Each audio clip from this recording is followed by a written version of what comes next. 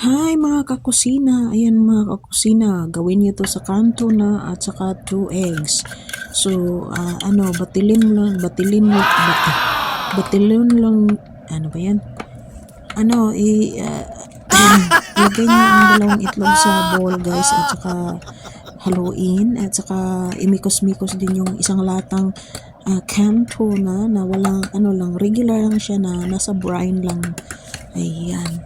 And then, lagyan ng salt and pepper.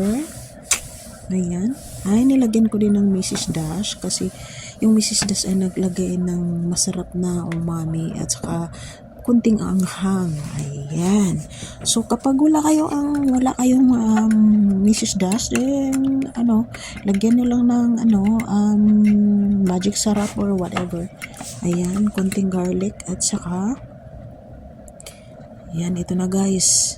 Ito guys, pinirito ko lang yung sinutid ko lang yung spices at saka yan, nilagay ko na yung mixture na tuna at saka egg at wala. Ininit ko lang ng konti guys at hinintay na medyo mawala na yung juice or mga tubig-tubig niya. At ayan, ang masarap na ulam ay ito na, ready to plate.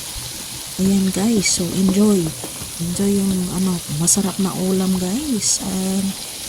Ano bang tawag nito guys? Sarsyadong kanto na or wala lang, or tuna omelette ba to? Ewan ko sa inyo guys, kayo na bahala mag lagay kung anong pangalan ninyo nito.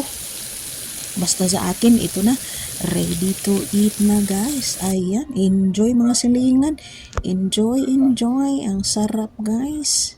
Ayan. Basta guys, ang sarap niya. Thank you guys for watching.